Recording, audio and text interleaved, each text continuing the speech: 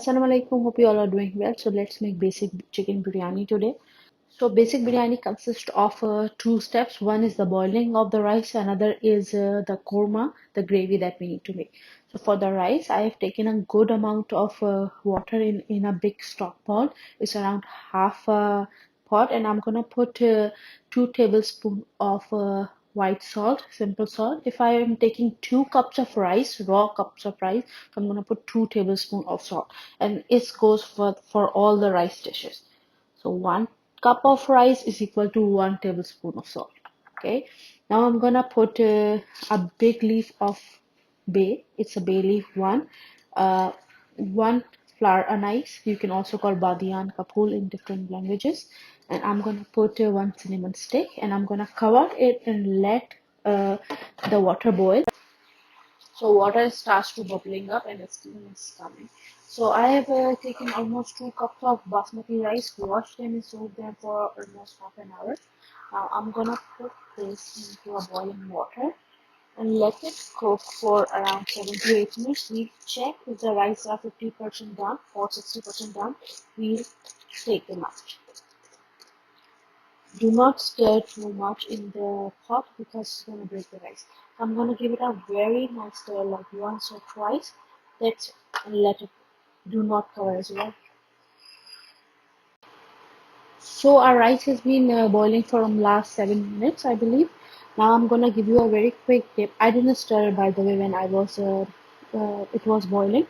So when you cut it, it's gonna cut into 2 to 3 pieces, or you can just chew it. If they are a little raw, it means they are good to go. Now I'm gonna stain the rice and let it sit.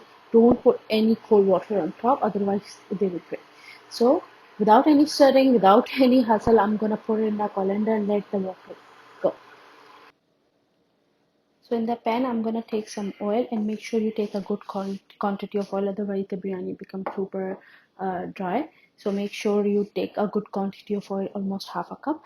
Now I'm gonna put one whole onion slice, and I'm gonna saute it until it starts to become light golden. When onion starts to become golden, you can add chicken to it. I have taken 400 grams boneless chicken pieces. They are breast pieces. You can also take thigh, or you can also add the chicken with bones, and I'm gonna keep on stirring it until the chicken starts to change its color. Also, I'm gonna add 1 tablespoon of ginger garlic paste for a good nice fragrance to it. So within few minutes, chicken just changes its color. That's all we need. Do not overcook the chicken right now. If you overcook, it's gonna become dry and it won't absorb all the spices.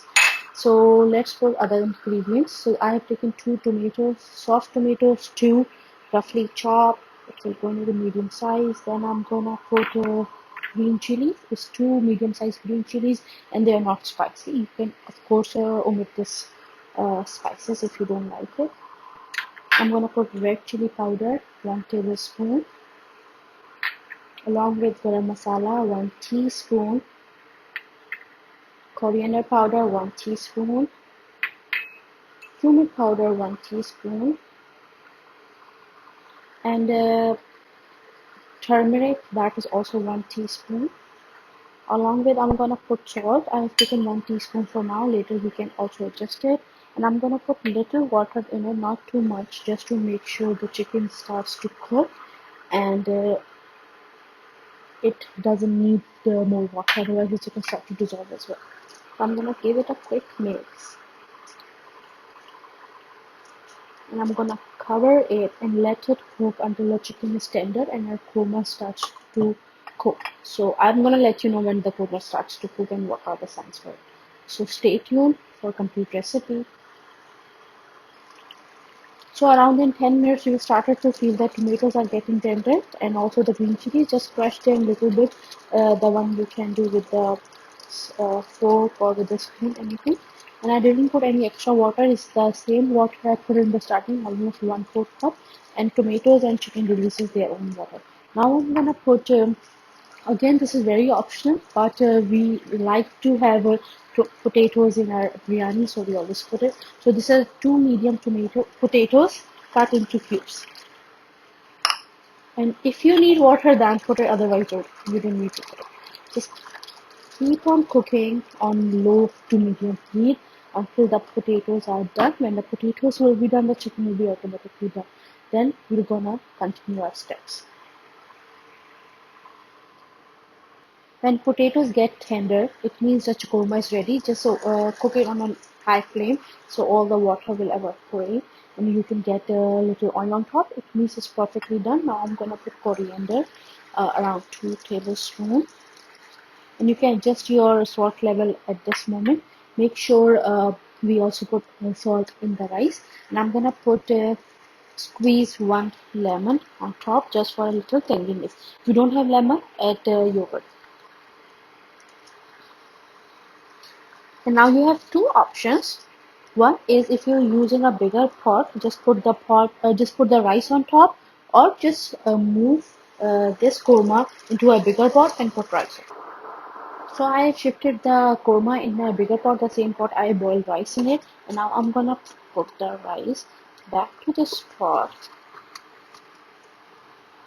Break the rice and make sure you just press it nicely so it covered the whole pot.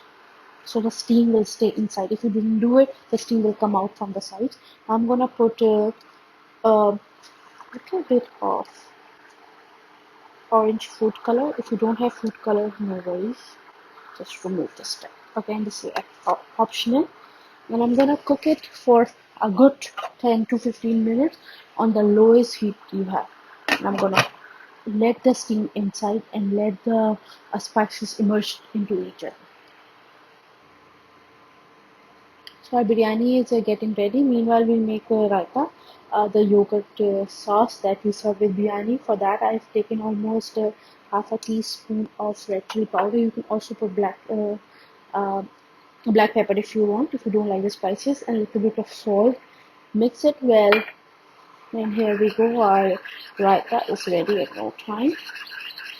Add a little water to your yogurt if necessary. I took 2 tablespoons of yogurt.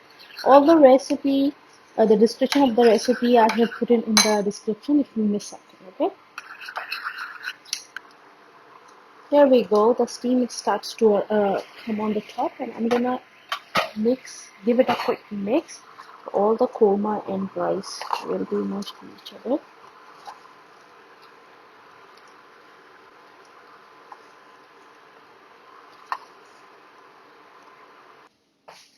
Here we go, our biryani is ready.